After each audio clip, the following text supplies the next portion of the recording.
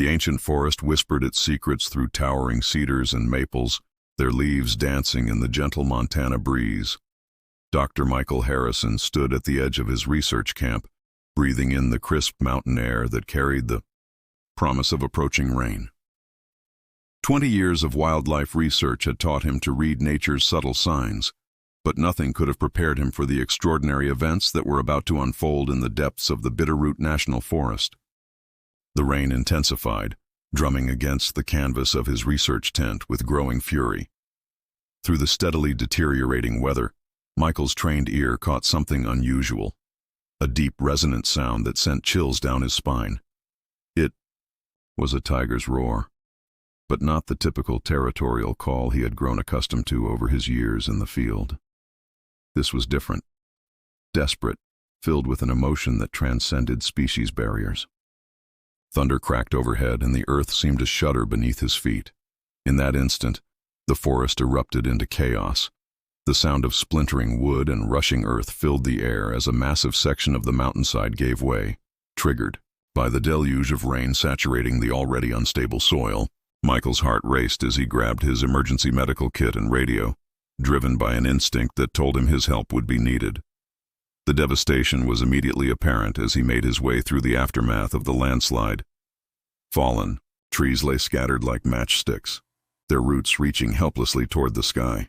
The rich scent of wet earth and broken vegetation filled his nostrils, mixed with something else, the unmistakable musk of a large predator. Through the curtain of rain, a massive shape emerged. Michael's breath caught in his throat as he found himself face to face with one of the forest's most magnificent residents, a female tiger, her orange and black coat glistening with rain. But something was wrong. The usual predatory grace was replaced by frantic movement. Her powerful muscles tensed not for attack, but with worry. Their eyes met across the clearing, and in that moment, Michael witnessed something that defied everything he thought he knew about these apex predators. The tigress's amber eyes held not aggression but desperation, an almost human plea for help that transcended the natural barriers between their species. She paced back and forth, her tail swishing anxiously, before taking a few steps away from him and looking back expectantly. "You want me to follow you, don't you?" Michael spoke softly, his voice barely audible above the rain. The tigress responded with a low chuff, a sound typically reserved for communication with her own kind. Against every scientific protocol and survival instinct, Michael took a step forward. The tigress immediately moved deeper into the forest, constantly checking to ensure he was following. They moved through the devastated landscape like characters in a dream, the human following the tiger through paths that had been transformed by nature's fury. Michael's clothes were soaked through, his boots heavy with mud, but he pressed on, guided by the occasional glimpse of orange and black through the rain. The sound reached him before the sight, the weak mewling of cubs in distress. The tigress led him to a site where the landslide had created a natural cave of fallen trees and earth. There, trapped beneath the debris, lay 2 tiger cubs, their small bodies nearly still but for the shallow rise and fall of their sides. Michael dropped to his knees beside the makeshift den, his trained eyes quickly assessing the situation. The first cub, a male with unusually bold stripes, lay partially pinned beneath a fallen branch, his breathing labored but steady.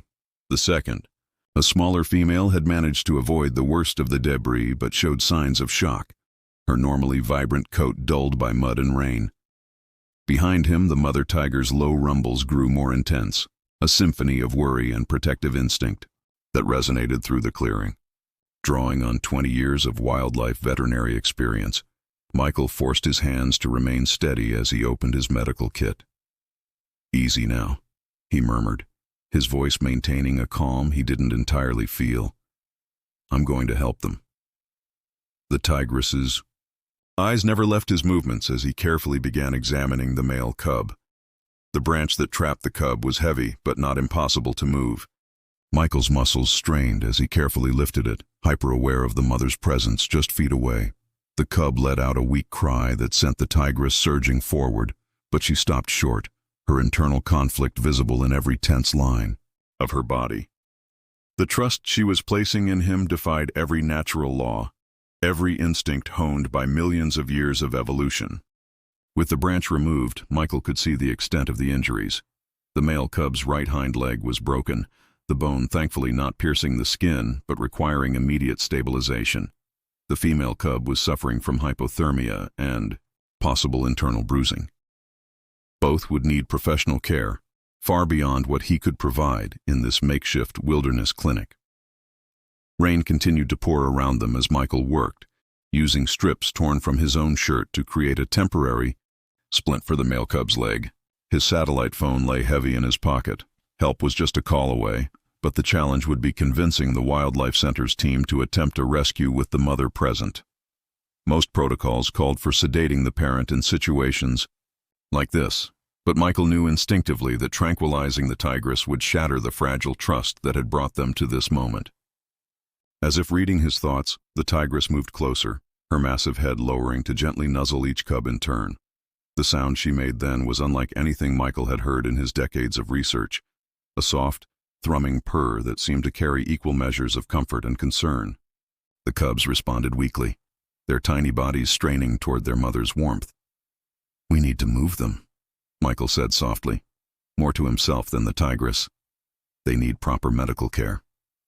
He reached for his satellite phone, his movements deliberate and slow. The tigress watched, her tail twitching, as he dialed the familiar number of the Mountain Wildlife Recovery Center. Sarah Chen's voice crackled through the speaker, barely audible above the storm. "Michael, we've been trying to reach you. The landslide." "Sarah, listen carefully," Michael interrupted, his eyes never leaving the family before him.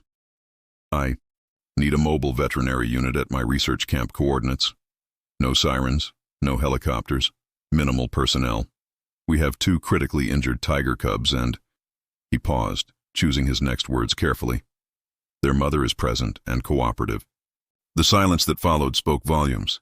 When Sarah finally responded, her voice was taut with professional concern. "Michael, you know protocol requires—" "Forget protocol," he said firmly, watching as the tigress settled herself protectively beside her cubs. "This is different. She led me to them, Sarah. She asked for help.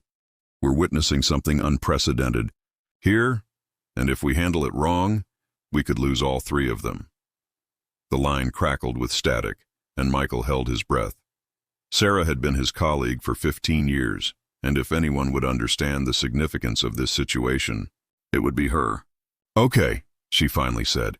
"Give me 40 minutes. I'll bring Dr. James and minimal equipment. But Michael, be careful. Even a mother's trust has limits."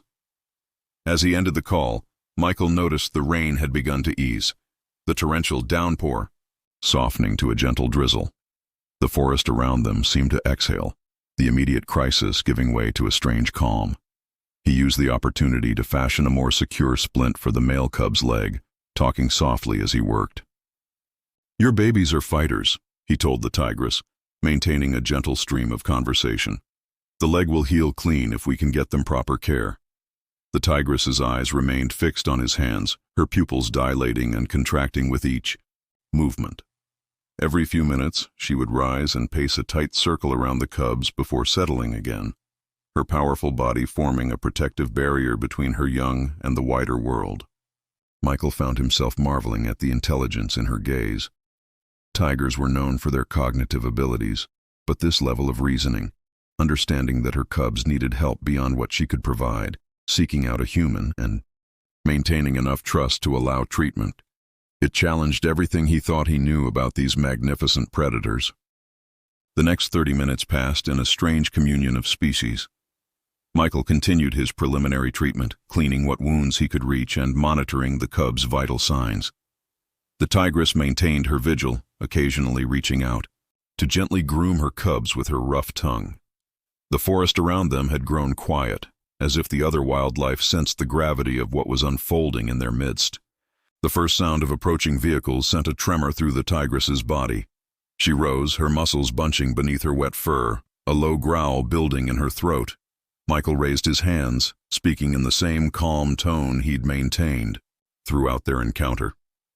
"Easy, beautiful, easy. They're here to help, just like I am. Trust me a little longer." The tigress's eyes locked with his, and in that moment, Michael felt the weight of her decision. She could grab her cubs and disappear into the forest, risking their lives but maintaining their freedom. She could attack, defending her young as nature had programmed her to do. Instead, she did something remarkable. She sat, positioning herself between her cubs and the approaching sounds, and waited. Sarah's voice carried through the trees first. "Michael, we're approaching on foot. 3 people, basic medical equipment." "Nice and slow," Michael called back, never breaking eye contact with the tigress. "She's aware and alert, but she's chosen to trust us. Let's honor that." Sarah emerged from the tree line first, her experienced eyes taking in the scene with professional calm. Dr. James and his assistant Lisa followed, carrying portable medical cases. All 3 stopped at Michael's signal, forming a loose semicircle several yards from the family. "My God," Sarah breathed, her voice barely a whisper. "In 20 years of wildlife medicine, I've never—" The tigress's growl cut through the air, a clear warning. Michael raised his hand, signaling his colleagues to remain still. "Let her set the pace," he advised. "She's already broken every rule we thought we knew about tiger behavior. Let's see what else she's willing to teach us."